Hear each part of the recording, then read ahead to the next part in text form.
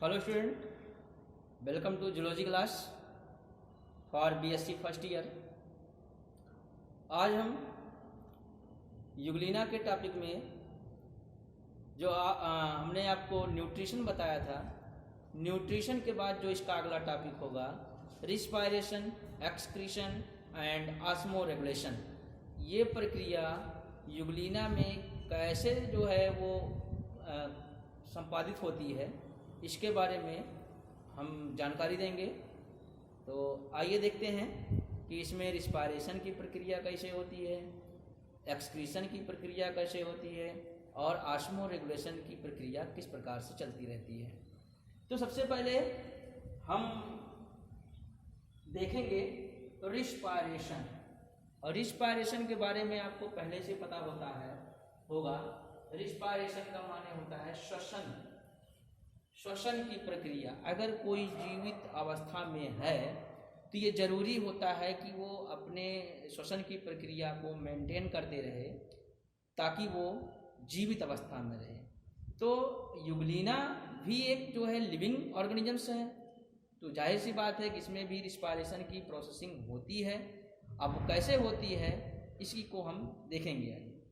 लिखा है there is no sense organ for respiration, यानी युगलिना को जब हम देखेंगे तो उसमें किसी भी प्रकार का नो सेंस ऑर्गन, कोई संवेदी अंग नहीं पाया जाता। किसके लिए?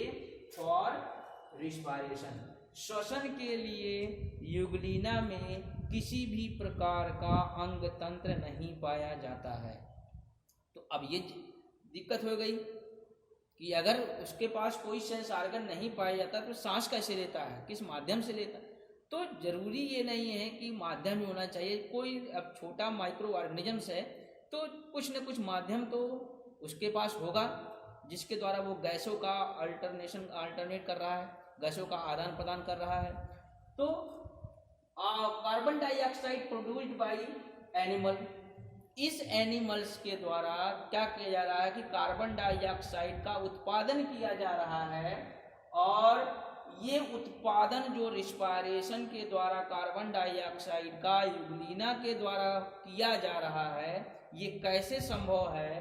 तो रिस्पायरेशन में जबकि कोई माध्यम नहीं है, कोई सेंस ऑर्गन नहीं है, तो सांस लेने की जो प्रक्रिया है वो कहाँ से होती है? तो लिखा है similarly diffused out general body surface. यहाँ एक वर्ड आया है जनरल बॉडी सरफेस, यानी युगलिना में सेंस ऑर्गन के एब्सेंट होने के बावजूद भी इसमें सांस की प्रक्रिया चलती है, श्वसन की प्रक्रिया चलती है। और वो श्वसन की प्रक्रिया जिस माध्यम में चलती है वो कहलाता है जनरल बॉडी सरफेस। इसकी शारीरिक सतह पर बहुत छोटे छोटे पोर्स पाए जाते हैं। उन पोर्स की सहायता से गैसों का आदान प्रदान युगलिना में होता है, जिससे रिस्पायरेशन की प्रक्रिया पूर्ण होती है, श्वसन की प्रक्रिया इसमें पूर्ण होती है। तो आप ध्यान दीजिएगा जनरल बॉडी सरफेस। और ये जो जनरल बॉडी सरफेस के द्वारा गैसों का आदान प्रदान उसकी बॉडी में होता है, उसके करने की एक विधि होती है जिसको कहते हैं डिफ्यूजन। विसरण माध्यम के द्वारा, विसरण की प्रक्रिया द्वारा जनरल बॉडी सरफेस की सहायता से युगलिना रिस्पायरेशन की प्रक्रिया को पूर्ण करता है। ये उसके रिस्पायरेशन में यही जो है बात इन्वॉल्व है। और जो कार्बन डाइऑक्साइड का प्रोडक्शन इसके रिस्पायरेशन के द्वारा हो रहा है वो काम ना करता कि carbon dioxide is used for manufacture of food.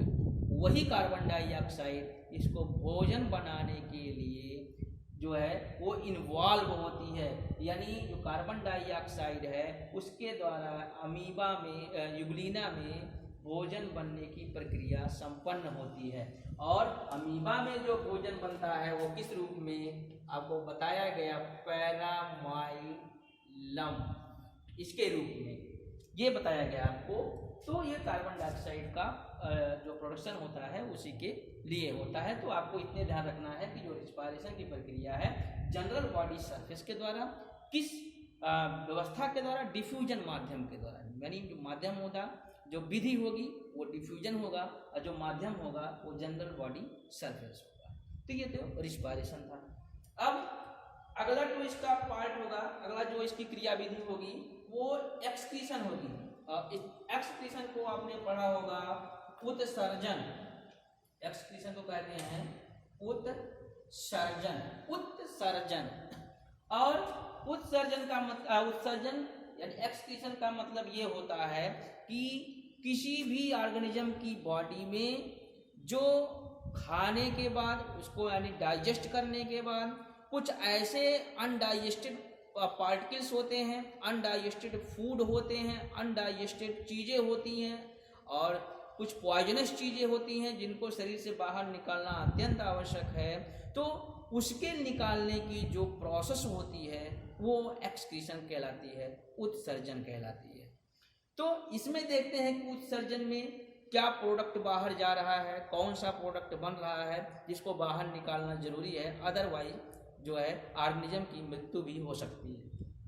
तो ammonia is nitrogenous waste product, यहाँ एक वर्ड लिखा गया है अमोनिया जिसको हमने NH3 से इंडिकेट किया है। Ammonia is nitrogenous waste product. Ammonia जो है यो यूग्लिना का नाइट्रोजनी वेस्ट प्रोडक्ट होता है। अब ये देखेंगे कि यहाँ वर्ड अमोनिया आया है। अब इसमें अमोनिया ही क्यों नाइट्रोजनस बेस्ड प्रोडक्ट होता है? अब देखिए कि एक चीज ध्यान दीजिएगा कि जो जल में यानी जो वाटर में रहने वाले ऑर्गेनिजम्स होते हैं, ज्यादातर ऑर्गेनिजम्स कैसे होते हैं? अमीनोटिलिक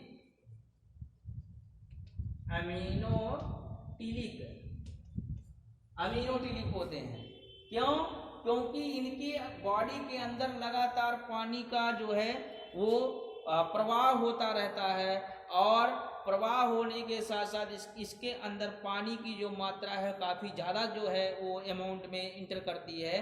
तो इसके जो एक्सक्रीशन का जो प्रोडक्ट है वो अमोनिया होगा। जितने भी जलीय प्राणी होंगे, ज़्यादातर जलीय प्राणी में केवल मछलियाँ भी हैं, लेकिन मछलियाँ की दो कैटेगरियाँ हैं जिसमें बोनी फिश तो अमोनिया का प्रोडक्शन करता है जबकि कार्टिलेजिनस फिशेस वो यूरिया का प्रोडक्शन करता है।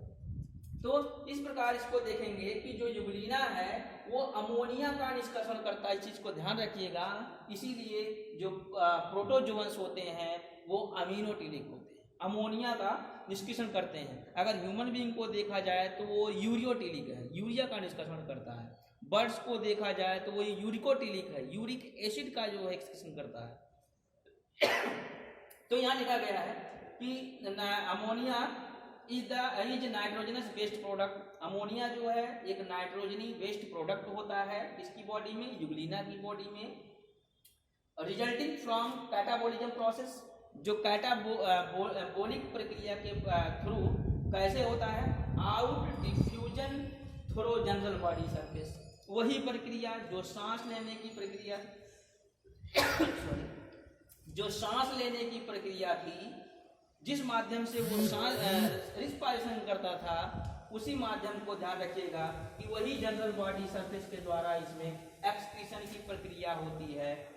और जो विधि होती है इस जनरल बॉडी सरफेस के द्वारा जो है एक्सक्रीटरी पदार्थ को बाहर निकालने की, वो क्या कहलाती है? डिफ्यूजन। यानी सेम कंडीशन जैसे रिस्पायरेशन में वैसे डिफ्यूजन में। अब जो एक्सक्रीटरी वेस्ट प्रोडक्ट होते हैं वो may be eliminated bye contractile vacuole. यानी जो वेस्ट पदार्थ होते हैं, उत्पाद होते हैं इसकी बॉडी में, वो eliminated bye contractile vacuole. Contractile vacuole के द्वारा वो छोड़ दिए जाते हैं और वो छोड़ने के बाद वो कहा गया इनटू रिजर्वायर। यानी जब वो कॉन्ट्रैक्टाइल वैक्यूल से छोड़ दिए जाते हैं तो ये वेस्ट प्रोडक्ट उसके रिजर्वायर में पहुंच जाते हैं और वहां से जो पोर के माध्यम से बाहर निकल जाते हैं। तो इस प्रकार से इसमें एक्सक्रीशन की प्रोसेसिंग होती है। और ध्यान दीजिएगा कि ये जो एक्सक्रीशन में इसका जो नाइट्रोजनी वेस्ट प्रोडक्ट होगा वो अमोनिया होगा, इसीलिए इसको अमीनोटिलिक कहा जाता है। और इसका अगला जो पार्ट एक्टिविटी होगी वो ऑस्मो रेगुलेशन। और ऑस्मो रेगुलेशन का मतलब होता है परासरण नियंत्रण। परासरण नियंत्रण, ऑस्मो रेगुलेशन का मतलब होता है परासरण नियंत्रण। परासरण नियंत्रण की जो ऑस्मो रेगुलेशन है उसको हम समझेंगे कि जब शरीर में, बॉडी में एक्सेस अमाउंट ऑफ वाटर, यानी जब यूग्लिना की बॉडी में पानी की अधिक मात्रा, यानी लगातार पानी वो एब्जॉर्ब करता रहता है, तो ज़्यादा पानी उसकी बॉडी में भरने ना पाए, क्योंकि ज़्यादा पानी भरने के बाद उसकी बॉडी फट सकती है, उसको नुकसान पहुंचा जा सकता है। इसीलिए उस वाटर को मेंटेन करने की जो प्रोसेसिंग होती है, प्रक्रिया होती है, वो ऑस्मो रेगुलेशन कहलाती है, परासरण नियंत्रण कहलाती है। जैसे लिखा है the removal of excess amount of water from the body, पानी की जो अधिक मात्रा है, यानी एक्सेस अमाउंट, पानी की जो अधिकता है बॉडी में, उसको निकालने की जो प्रक्रिया होती है उसको कहते हैं ऑस्मो रेगुलेशन। और it process is done by contractile vacuole, और ये भी प्रोसेस कॉन्ट्रैक्टाइल जो वैक्यूल्स और संकुचनशील जो धानी होते हैं उसी के द्वारा संपन्न की जाती है। यानी ऑस्मो रेगुलेशन में क्या होता है, इस वर्ड को ध्यान रखिएगा, the removal of excess amount of water, body से पानी की जो अत्यधिक मात्रा होती है उसको बाहर निकालने की जो प्रक्रिया होती है वही ऑस्मो रेगुलेशन कहलाती है। तो स्टूडेंट आज के लिए इतना ही, और बाकी इसके अगले जो है एक्टिविटीज को, पार्ट को हम अगले वीडियो में डालेंगे, और आप इसको देखते रहिए और साथ ही हमारे चैनल को सब्सक्राइब कीजिए, साथ में बगल वाले बेल आइकन को दबाइए ताकि जो हमारे द्वारा बनाया गया जो वीडियो है उसका नोटिफिकेशन आप तक जल्दी पहुंचे। धन्यवाद।